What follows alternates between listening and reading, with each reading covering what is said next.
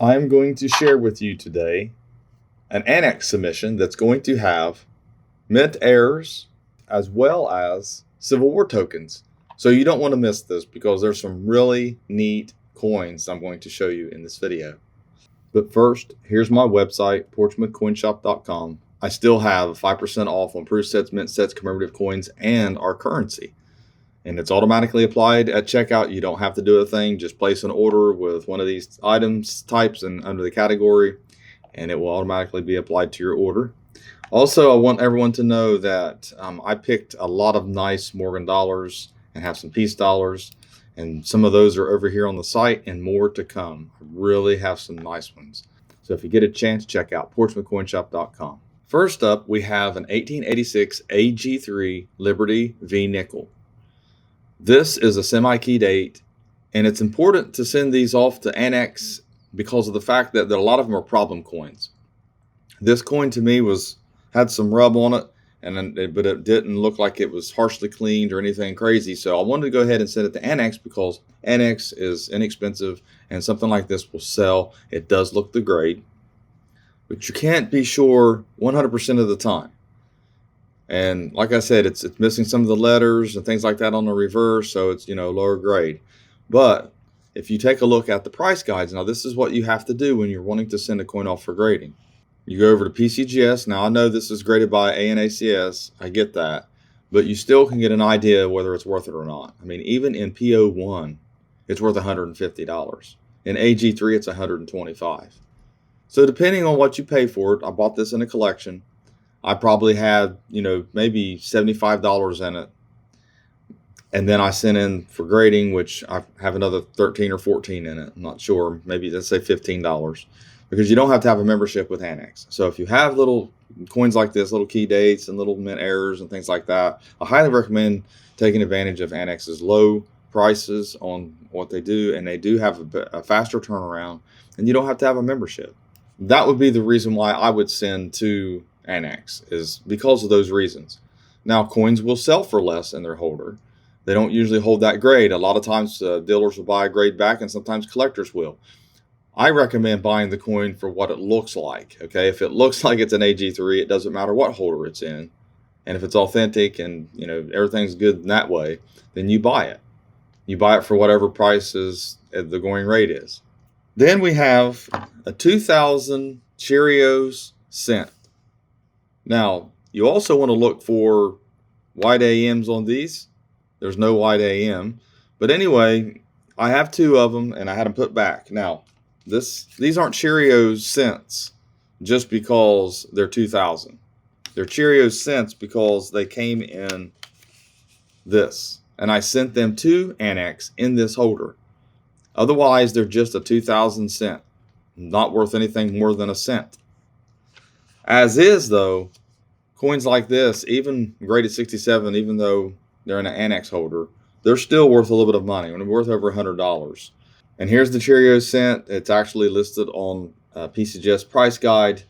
And when you get up to 67, you're talking about $235. Now, a lot of people say, well, I'll pay you 66 price for it.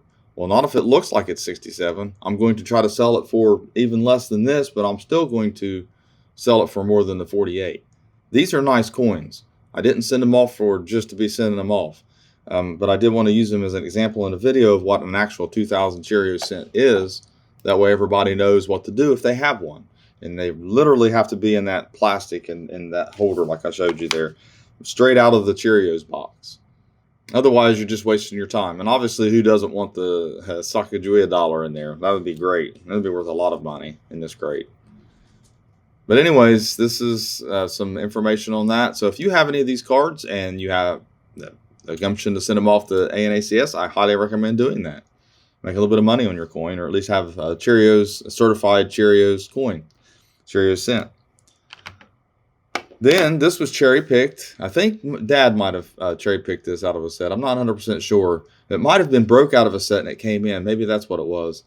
But he ended up turning it over and seeing that it was a close AM, and it graded proof 69 now. Proof 69 in PCGS price guide, I think it's $300 or $400, I think it was.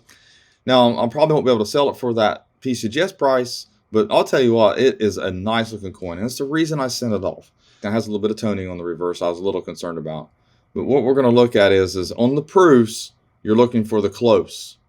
And you can see the A and the M are almost touching. And then you want to look for the designer initials and the FG. There are a couple other little diagnostics that you can look for on these. But on proofs, it's close. If this was a business strike, non-proof, then you would be looking for the wide. Okay. So 98, 99, and 2000. So that's the difference. Now, like I said, this was a nice coin, and what we do is here at the shop, when we over a few months period, we'll have coins like this that'll come in, or like to say the Cheerios sent, and we'll just throw them back in a box, and then eventually I'll send them off to ANACS when I get enough. Basically, you want around 10 or 15 coins to make it really worth it. Then I have a 1920D, and I sent this off to have an example of a rotated die. Okay, it's a rotated dies is what it says here. It doesn't say reverse or not. It says counterclockwise, 20 degrees. So whenever you look at this coin, you can say, okay, I have one just like this. So this says it's 20 degrees off. So, it gives you an example. They do make gauges, I believe, that you can use for coins. I'm not really into the rotated dies, but I happen to notice it. And I just want to keep this example back for me just to show somebody. If someone comes in the shop with something and wants to talk about rotated dies, or at least, show an example in the groups. Then I bought this off eBay because I liked it.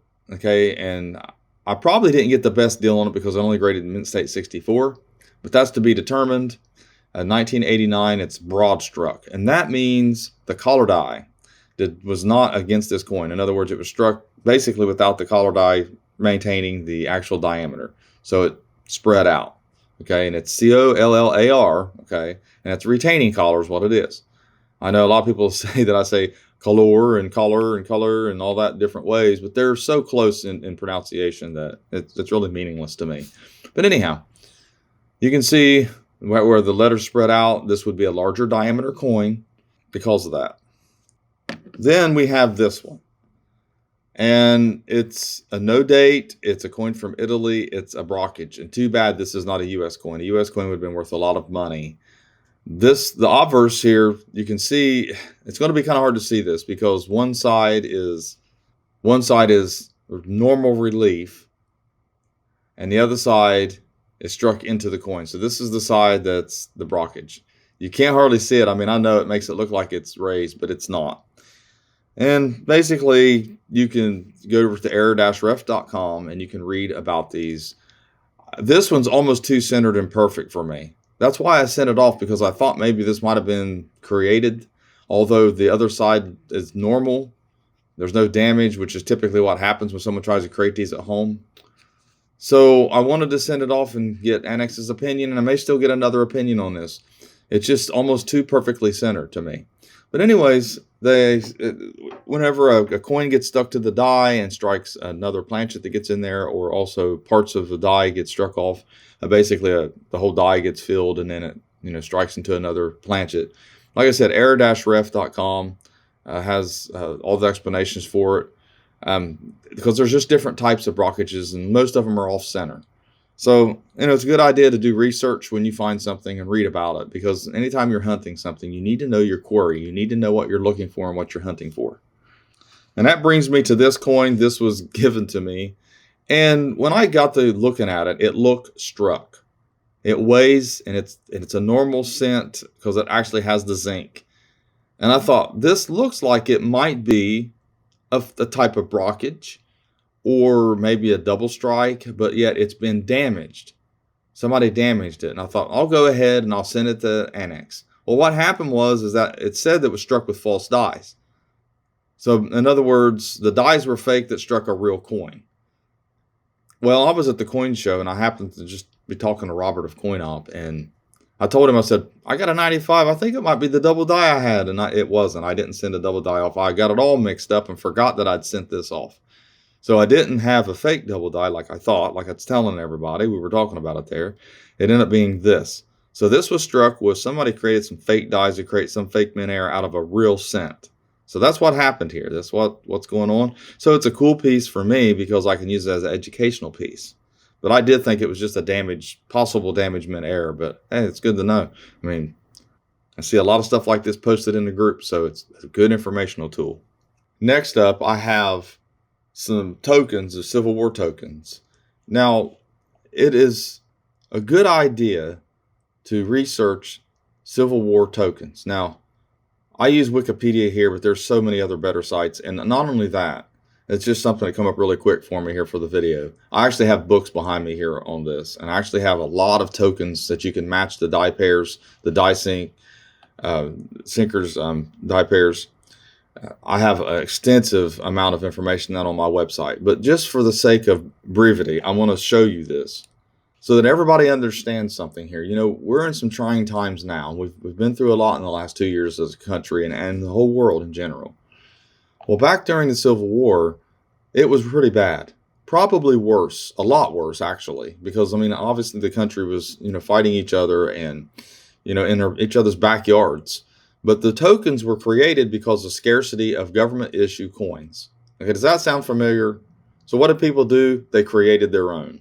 What did the government do? Make them illegal in 1864. It's a good story. It's interesting to know how bad the country was during the Civil War. It was a horrible time for our country. Okay, what came of it made us better, but we had, the sacrifices we had to go through to get there. And like I said, I'm not getting political in this. This is a coin channel. But the bottom line is you hear so much about coin shortages and what are we going to do if our dollar's worth nothing. And we put the value on things. So things are going to be worth something. I don't care if I have to make a knife and go take it to the store and trade for bread and milk. I mean, something will have value. We'll put value on something. That's how it works. People put value on things. So first up, we're going to look at the 1863 token, graded Mint State 63 brown. This coin actually has a lot of color to it. Graded Mint State 62. You don't see these in Mint State condition a lot. This is the die pair, 174 and 272A. These get really confusing. That's why you need a guide for it. I recommend buying a book off Amazon. There's all kinds of used books out there. There's older books out there. Have some good information. I really like these designs. I like the history behind these. This one has on a Union Forever. You'll see that a lot. You'll see Army and Navy. So this is a patriotic. Then you've got store cards. Then you have settler tokens. And here's another one, and we're going to swing through these pretty quick. This is 1863. It ended up extra fine 40. And like I said, there's the 5-288B. And sometimes there's overstrikes. There's different things like that on these. And what's interesting, you see the reverses. You'll see some things that say not 1 cent. Sometimes they'll have medallic alignment. In other words, they won't be aligned like a normal coin. So you just never know. It says, God protect the Union. This one's Ohio Cincinnati token. This one actually sold. Some of these have sold already. I have them up on the website. John Zeltner. And this is a store card. It was determined that it was damaged. Very fine details. And I think these are just fun. I mean, some people would take other people's tokens and overstrike them and overstrike Flying Eagle cents and Indian cents and things like that. 1864, this is a flip over double strike. This was one of them I featured in a video. See if I can get a close up here. You can see some of the details of the other coin underneath. See the star right after the R. See the lettering in between. It's on the other side, I think, yeah, you can see 4. It's not really a mint error. It's a privately made error. But there's the shield, and we have to see on our cents now. And here is another one, 1863, AU 58. And this one here's Army and Navy. And then here's another one, and this has the flag. I've had some uncirculated these. These are really nice. I do like the flag. It's the flag of our nation, and our union, I should say. And the MS63 red brown. The images here, I mean, it just doesn't do it justice in this video because it does have more color to it. It's really nice. Yeah, I know. There's that word color again. Color. But anyways, it says, shoot him on the spot. Very symbolic here. Nobody would want to see stuff like this anymore. You put it on coins now and people think you're nuts. So Robinson and Balou, it's a store card. It's got a really intricate design. Grocers, New York, and it has a date on the back. You have another in New York, and this one here is undated. You see that often in the store cards. Here's the reverse. I kind of like this reverse here. It says I owe you 1 cent. It's hard to see it, but it does say I owe you, and then of course 1 and then cent. Yeah. But we have another Civil War token with patriotic. So it's hard to read what's on the back here because it's kind of worn down, or just wasn't struck right. But it says one country on it there. Try to keep these. And then we have 1863. This is another patriotic token. And there are just so many different designs. So many of these were made. Oh, I had it right. Union Forever. 50 details. This is another store card. It was determined it was cleaned. Looks gold, but it's not. It's just made out of brass. That'd be cool. Maybe come up with a Portrait Coin Currency token. Maybe I could do that. Just use it as a gift card type thing. Here's patriotic. Another patriotic one here. Has the Old Glory, the flag. And this one has the same reverse as the other one. So there's a lot of history in these, you know. I mean, it's just people don't realize what we've been through, and we'll survive. We'll make it because we're America, and I have faith in that and God. So if we don't, then that means the prophecy is fulfilled, right? I mean, if you believe in the Bible, that's what's going to happen. So anyways, thanks for watching my latest video. I hope you learned something. I sure enjoyed sharing these with you. Like I said, I wanted to send all these off. You get your die pairs. I get some more pictures for my website. That's the whole goal for some of this stuff. I make use of coins that I get. I don't, and that's kind of different because a coin dealer, because I have a website and a YouTube channel. I can take pictures of coins, and when I buy coins, I can use them for my videos. I can use them for my website. I can take the pictures and show people up front and help identify things. Also, I can provide them to people like a coin broker. Basically, they're going to find new homes, and they're preserved. They're preserved, and I know they're in plastic. A lot of people want to hold their coins, and that's fine. There's plenty of them out there you can hold too. So with that, please hit the sub button and the bell to get all notifications, and have a great day.